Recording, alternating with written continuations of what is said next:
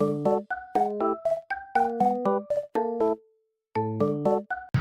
semuanya, saya Nathan Darius dengan NPM 2551135. Saya berasal dari kelas 2 IHMA dan kali ini saya berada di kelompok 10. Perkenalkan, nama saya Irwan Suprianto dengan NPM 2551117 dari kelompok 10 dan saya berasal dari kelas 2 IHMA. Halo teman-teman, izinkan saya memperkenalkan diri. Saya Noviando Nikoli dengan NPM 2551075. Saya berada di kelas 2 IHMA dengan kelompok 10. Perkenalkan, nama saya Zens dengan NPM 2551097 kelas 2 IHMA. Saya berasal dari kelompok 10. Halo semua, perkenalkan nama saya Agus Jawa dengan NPM 2551160. Saya kelas 2 IMA dengan dosen pengampu Miss Winda Fitri. Saya berasal dari kelompok 10 yang membahas tentang hukum adat Teochew. Dalam video kali ini, kami akan membahas bagaimana perceraian dalam adat Teochew yang merupakan bagian dari suku Tionghoa. Jadi, dalam video ini akan menampilkan 3 video wawancara dari teman kami, Irwan, Zens, dan Noviando. Selamat menyaksikan. Perkenalkan, nama saya Irwan Suprianto dengan NPM 2551117. Di sini saya akan mewawancarai narasumber yang bernama Suryanti dengan bertema perceraian adat Tionghoa di Indonesia, termasuk jenis dari Hokkien, Hakka, dan Teochew. Baik, langsung ke pertanyaan. Bagaimana pandangan atau filosofi dasar masyarakat adat Tionghoa, khususnya etnis yang narasumber pahami, misal Hokkien, Hakka, dan Teochew, terhadap institusi perkawinan dan perceraian? Oke, secara pandangan saya, kebetulan saya dari suku Tionghoa, memandang bahwa perkawinan itu bukan sekedar urusan dua orang, tapi ikatan dua keluarga besar yang digabungkan gitu, demi untuk menjaga nama leluhur. Nah, perkawinan itu sangat sakral. Nah, pernikahan biasanya dijodohkan atau dirundingkan keluarga. Keputusan akhir ada di orang tua, meski calon pengantin juga diajak bicara. Jadi biasanya untuk pernikahan itu akan dibicarakan ke kedua belah pihak. Nah, namun untuk perceraian itu dipandang negatif dan sangat dihindari. Secara adat, perceraian dianggap membawa masalah, terutama untuk anak dan untuk pembagian harta gono gini. Nah, biasanya penyelesaiannya itu cenderung lebih ke keluarga. Jika sudah dibicarakan secara kekeluargaan dan tidak ada penyelesaian, maka akan dilanjutkan ke pengadilan untuk proses perceraian seperti itu. Jadi selama proses perceraian yang dianggap masalah yang ditimbulkan hanya anak yang merasa terkena dampaknya. Biasanya untuk perceraian itu yang pertama kan masalah anak, masalah nafkah, dan harta gono gini.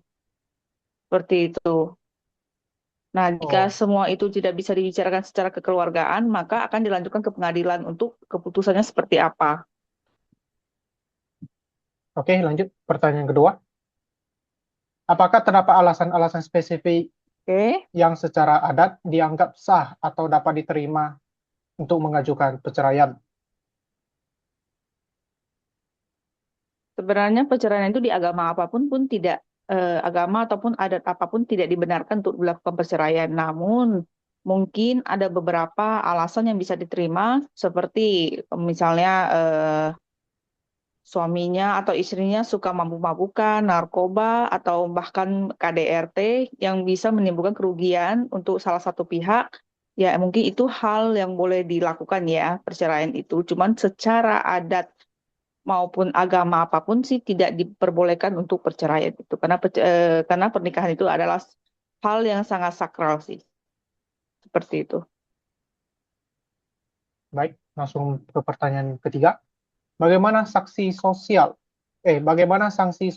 atau stigma yang melekat pada pihak yang melakukan perceraian di dalam komunitas? Terutama di dalam Tionghoa itu, kalau perceraian terjadi itu, yang cenderung disalahkan itu adalah pihak perempuan, biasanya dipandang negatif. Nah, untuk pihak laki-laki sih sejauh ini sih dianggap hal yang biasa.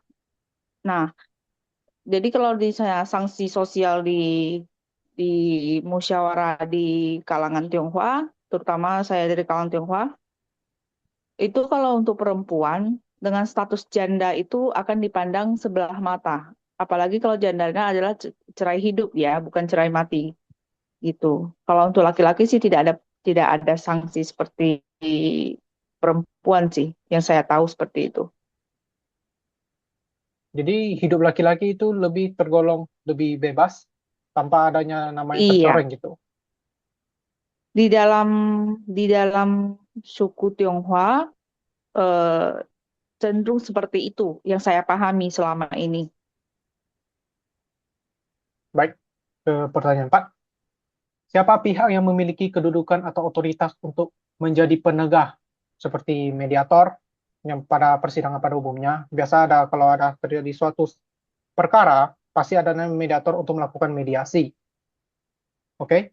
Ketika terjadi krisis rumah Oke. tangga, misalnya tertua marga atau orang tua atau tokoh agama gitu.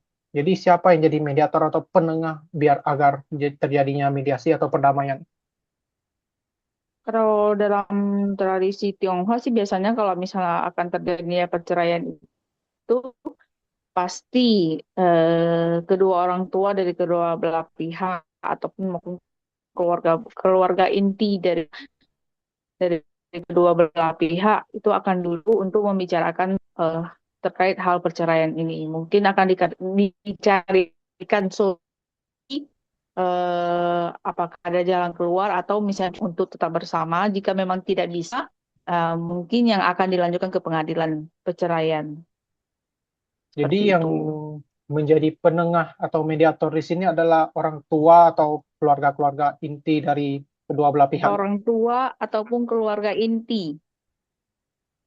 Iya, Keluarga inti benar. yang keluarga inti yang dimaksud itu siapa? Apakah abang atau orang yang berstatus Mung- tinggi di keluarga? Kalau keluarga inti mungkin ya seperti abang atau kakak kita sendiri yang kayak yang kita hormati, yang bisa memberikan masukan kepada kita terkait pernikahan seperti itu. Baik, lanjut ke pertanyaan 5. Bagaimana tahapan proses penyelesaian sengketa keluarga atau mediasi tersebut dilakukan secara tradisi sebelum sempat pada keputusan cerai?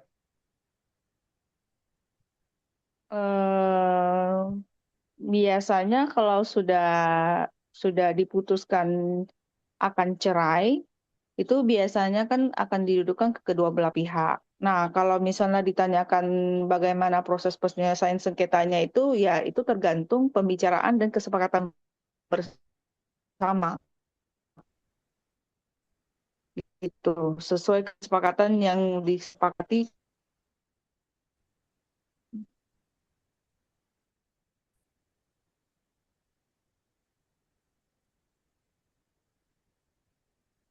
Oke, Halo kok, karena kebo ke record ya deh. Ngelag ah.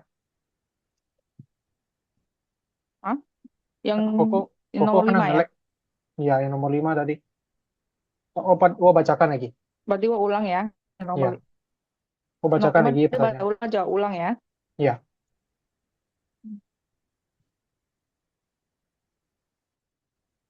koko jelas oh. Koko kena kok teo-teo le.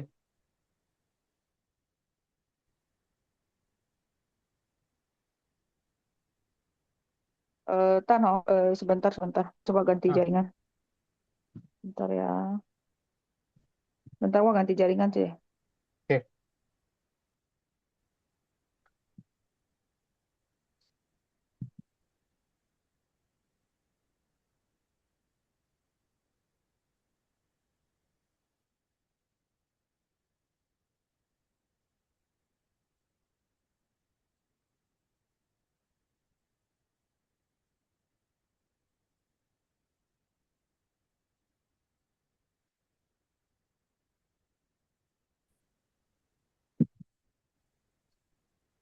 Jelas, Oke. Oke. Jelas. Baik, pertanyaan kelima. Bagaimana tahapan proses penyelesaian sengketa keluarga atau mediasi tersebut dilakukan secara tradisi sebelum sampai pada keputusan cerai? Biasanya kan kalau untuk keputusan untuk perceraian itu kan pasti akan dilakukan oleh kedua belah pihak, suami dan istri. Mereka akan membicarakan itu terkait hal perceraian ini. Nah, jika sudah disepakati suami istri itu bercerai, pasti akan disampaikan ke keluarga kedua belah pihak. Nah, ke keluarga kedua belah pihak maka akan didudukan bersama dan akan dibicarakan terkait perceraian mereka dan mungkin akan dibahas terkait pembagian harta, hak asuh anak gitu. Nah, jika sudah sepakat, maka dilakukan perceraian seperti itu. Eh, apakah perbincangan dari suami istri itu ada penengahnya atau tidak?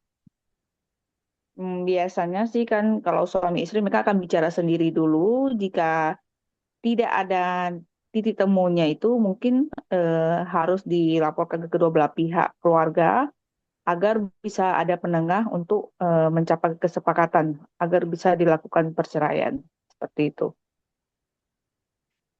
Baiklah, ke pertanyaan selanjutnya. Apakah ada ritual atau upacara atau pengembalian simbol-simbol perkawinan seperti barang sarasehan atau sangcit yang harus dilakukan jika perceraian disepakati? Nah, biasanya di adat Tionghoa itu sih tidak ada ritual ataupun eh, upacara terkait untuk perceraian ini. Namun, kebetulan kita dari suku Tionghoa, kita kan ada sembahyang leluhur. Biasanya jika sudah sepakat untuk bercerai, maka perlu disembahyangkan ke leluhur, mengatakan atau menyatakan bahwa kedua belah pihak ini telah sepakat untuk melakukan perceraian. Begitu. Eh, bolehkah tahu bagaimana sembahyang leluhur itu biar bisa memberitahu kepada leluhur? Biasanya dilakukan dengan sembahyang 12 dupa, dilakukan sembahyang dan didoakan dan disampaikan bahwa misalnya si A dan si B saat ini sudah sepakat untuk bercerai, maka saya sampaikan si A ini sudah bukan bagian dari keluarga ini. Biasanya sih seperti itu. Apakah itu langsung disepakati dari Menurut leluhur pemahaman saya atau sih seperti itu. apakah itu langsung disepakati Gimana? oleh leluhur? Apakah itu langsung disepakati Eh, leluhur atau gimana? Atau ada yang tidak sepakat gitu? Nah, namanya leluhur itu kan adalah orang mati yang disembayangkan ya. Jadi kan kita tidak tahu apakah itu disetujui atau tidak. Cuman secara adat yang saya pahami, biasanya hanya diberitahu untuk terkait hal perceraian ini gitu. Tapi tidak ada feedback yang menyatakan bahwa disetujui leluhur atau tidak itu tidak ada. Oke, baik. Pertanyaan soalnya, ini bagaimana ketentuan pembagian harta, baik harta bawaan maupun harta bersama? Itu bisa disebut gunung gini setelah terjadinya percaya menurut Nah, kebiasaan adat. menurut pemahaman saya, kalau harta yang kita peroleh sebelum pernikahan atau perkawinan itu kan merupakan harta kita pribadi. Ya, harta Nah, itu bawaan. kembali lagi, ya, itu kembali lagi ke pribadi masing-masing. Nah, biasanya ada yang menikah atau melakukan perkawinan itu dengan adanya perjanjian pranikah atau pisah harta, ada yang tidak ada. Nah, kalau misalnya sebelum menikah ada sepakat untuk melakukan perjanjian pisah harta, maka harta yang diperoleh sebelum menikah itu menjadi hak masing-masing. Seperti itu. Jika tidak ada perjanjian pisah harta, sepemahaman saya itu kan menjadi harta bersama. Jika terjadi perceraian, itu akan dibagi menjadi harta gonong gini yang bisa dibagi. Itu menurut pemahaman saya seperti itu. Saya juga tidak tahu itu benar atau tidak, tapi menurut pemahaman saya seperti itu. Baik, pertanyaan selanjutnya. Apakah terdapat perbedaan hak atas harta antara pihak laki-laki atau perempuan berdasarkan tradisi patrilineal yang sering dianut. Biasa kan Tionghoa menganut namanya patrilineal. Patrilineal itu adalah di mana anak laki-laki yang menjadi penerus. Sedangkan matrilineal adalah anak perempuan yang jadi penerus. Jadi di adat Tionghoa ini menganut tradisi patrilineal. Apakah ada hak atas harta yang dari pihak laki-laki atau perempuan? Sejauh pemahaman saya sih tidak ada, kalau di dalam perceraian tidak ada patrilineal seperti itu yang saya pahami. Jadi hak atas laki-laki dan perempuan itu dibagi rata. Itu tergantung kesepakatan bersama. Kembali lagi ke poin yang sebelumnya, tadi kan tergantung kesepakatan yang telah mereka sepakati untuk pembagian hartanya. Apakah mereka ada perjanjian pisah harta atau tidak, gitu, seperti itu. Baik, pertanyaan selanjutnya. Bagaimana adat menentukan hak asuh anak dan kewajiban pemelihara anak pasca perceraian? Untuk hak asuh anak biasanya itu mengikuti ke pengadilan ya. Biasanya kan anak yang masih di bawah 17 tahun itu wajib dinafkahi oleh ayahnya. Nah, jika misalnya anak di bawah 17 tahun, itu kan biasanya hak asuhnya lebih cenderung ke ibu. Nah, di situ kan ayahnya harus memberi nafkah. Namun, mungkin ada in-case beberapa yang mungkin ibunya tidak bisa menjaga anaknya atau mengasuh anaknya. Anaknya kan diasuh oleh orang tuanya, ada orang tua laki-lakinya itu, berarti tidak tidak ada nafkah setelah perceraian, sepemahaman saya. Tapi kalau misalnya sebelum terjadi perceraian mereka sudah sepakat akan memberikan nafkah sekian sekian sekian, itu kembali lagi ke pribadi masing-masing. Oke, baik. Pertanyaan selanjutnya.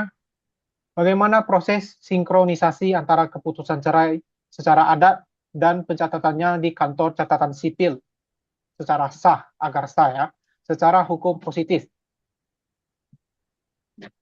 Nah, kalau misalnya biar sinkron dengan perceraian adat dan secara catatan sipil, biasanya kan jika sudah selesai secara musyawarah secara adat, biasanya kan akan dilakukan gugatan perceraian di pengadilan. Nah, setelah diajukan gugatan ke pengadilan, maka akan dilakukan sidang perceraian seperti pada umumnya.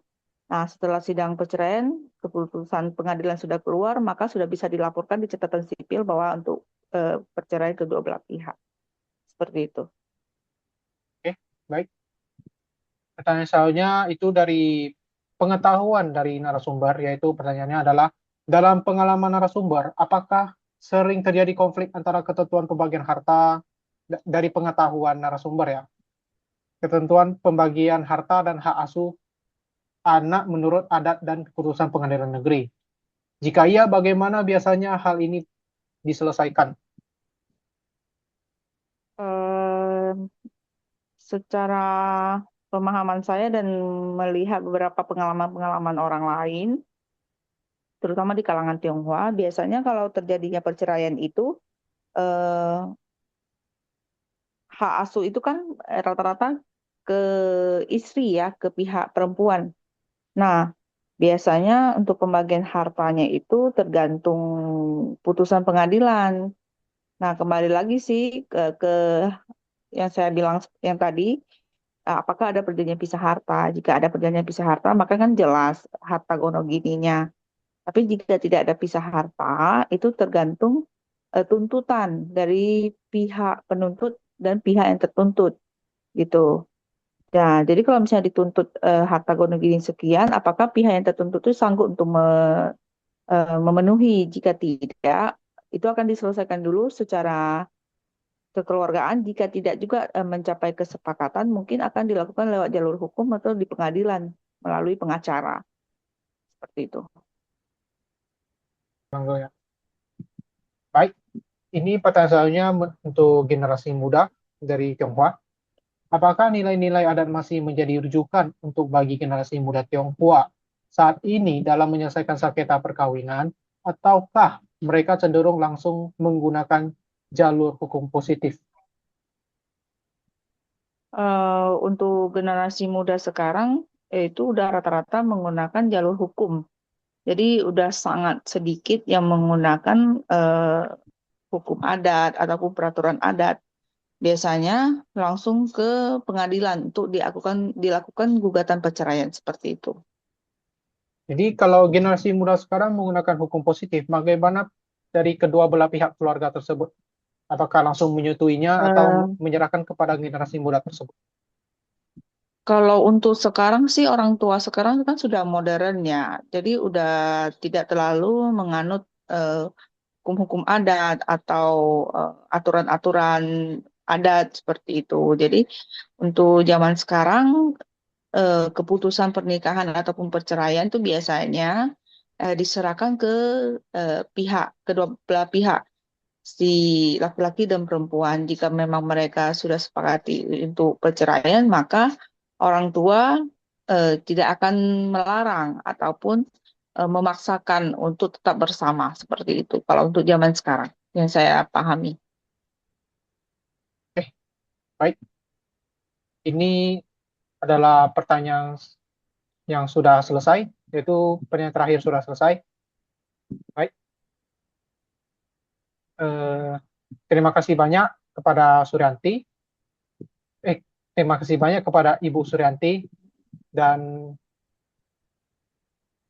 saya salam. Saya ulang kok. Baik,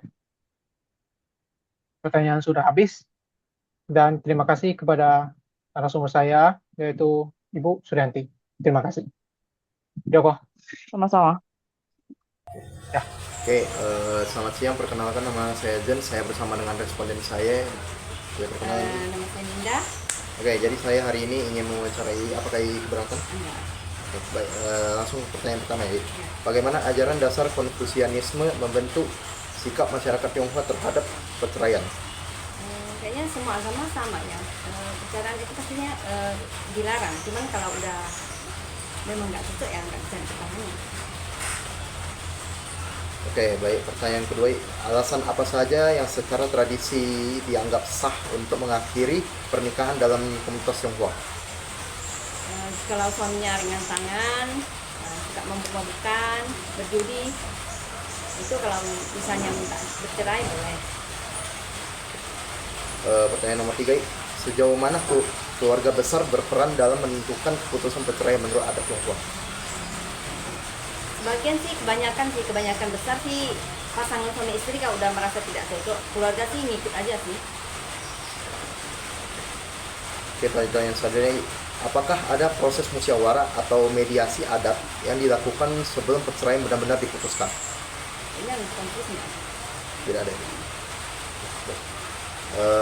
Apa dampak perceraian terhadap hubungan kekerabatan dalam sistem keluarga patrilineal Tionghoa? Tak terpengaruh sih. Berpengaruh. Pertanyaan selanjutnya, bagaimana kedudukan dan perlakuan terhadap perempuan setelah perceraian menurut adat Tionghoa? Biasa aja sih, nggak ngaruh apa-apa sih, tak terpengaruh. Nggak ngaruh apa-apa. Oke, baik. Pertanyaan selanjutnya, bagaimana aturan pembagian harta bawaan dan harta bersama dalam perceraian adat Tionghoa? Harta bawaan sih biasanya sih memang tetap punya suami. Kalau harta bersama ya tetap bagi bersama. Cuman kalau suami harus bertanggung jawab terhadap anak. Baik, pertanyaan selanjutnya, bagaimana tradisi Tionghoa mengatur hak asuh anak setelah perceraian dan faktor apa saja yang paling berpengaruh? Biasa faktor materi, tapi ya kalau anaknya di bawah umur tetap masih ikut orang tua, masih ikut ibu lah. Jadi anaknya ikut ibu. Kalau masih kecil, tapi tergantung musyawarah dari keluarga antar suami istri juga maunya kayak mana. Kalau punya bapaknya lebih beruang, bapaknya mau ambil boleh. Oke, pertanyaan selanjutnya, apa perbedaan utama antara perceraian menurut adat Tionghoa dengan ketentuan dalam Undang-Undang Perkawinan Indonesia? Jadi apa yang membedakan gitu? Kalau dari undang-undang kan dia kan mesti mediasi. Kalau dari adat kan kalau merasa nggak cocok mereka udah bisa pisah. Gitu. Kalau dari hukum kan kita mesti mediasi lagi, boleh balik lagi. Kalau dari adat kan enggak. Kalau udah pisah gitu aja. Kalau mau balik nanti mereka mau balik bisa balik sendiri. Oke, pertanyaan terakhir. Bagaimana pembagian harta bawaan dan harta bersama diatur dalam praktik adat Tionghoa? Ada kayaknya nggak masuk sih, ya ada Nggak ngatur. Oke. Baik, sekian dari pertanyaan saya. Boleh Oke, baik.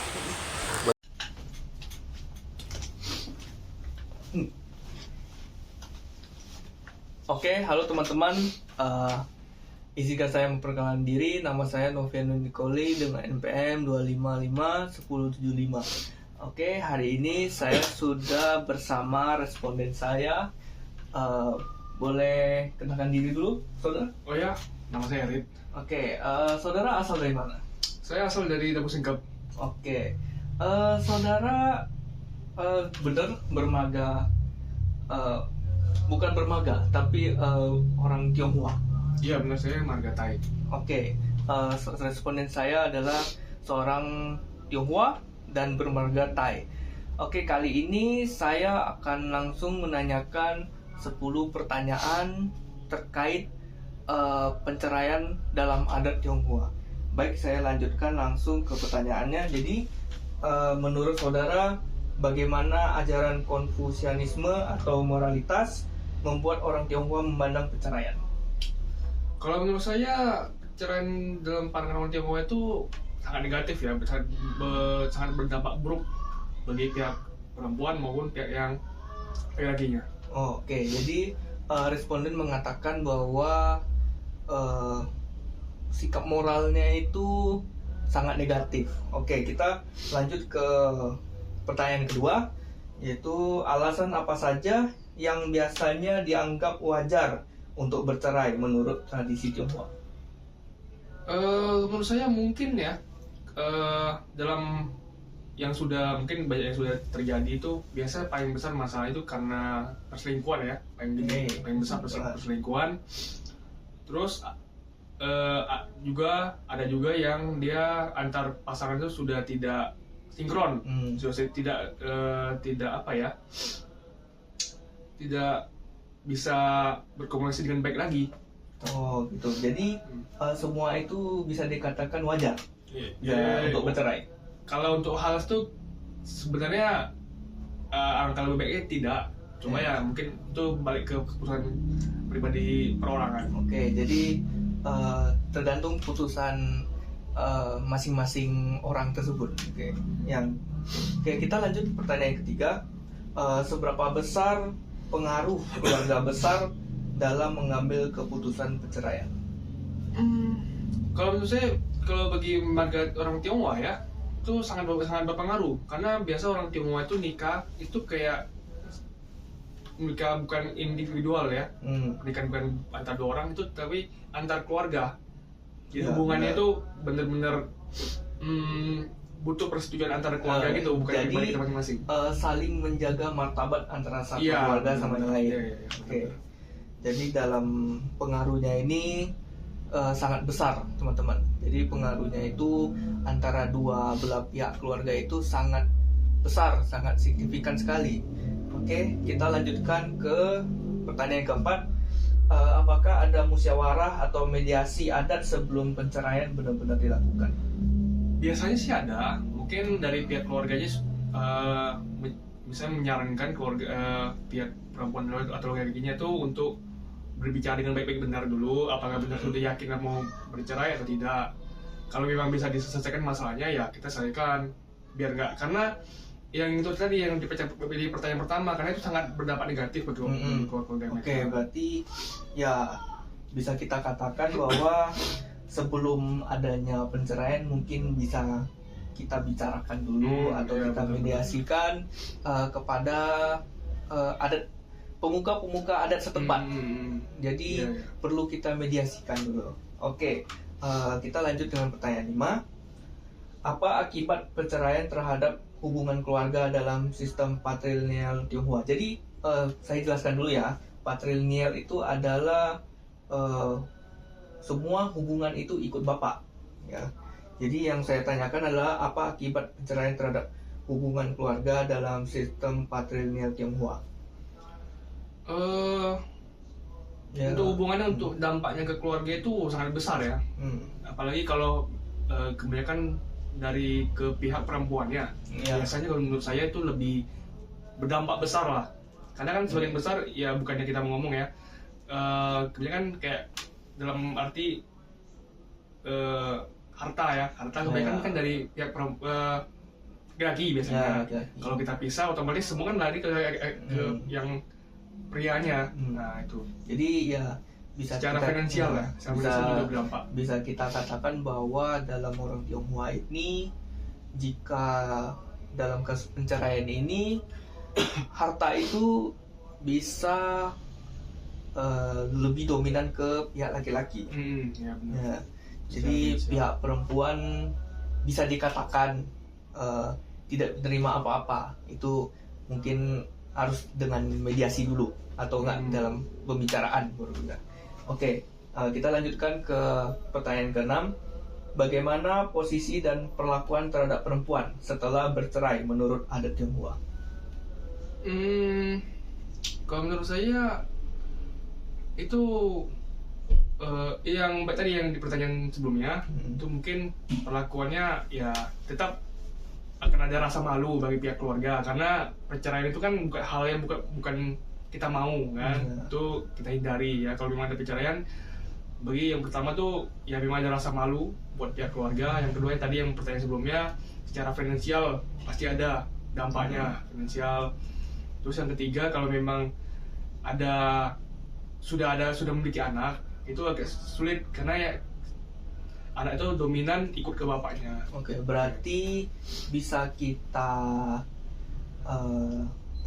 bisa kita simpulkan bahwa pihak perempuan ini tidak akan dijauhkan gitu ya. Jadi maksudnya tuh tidak kita harus suruh dia menghilangkan diri gitulah setelah bercerai.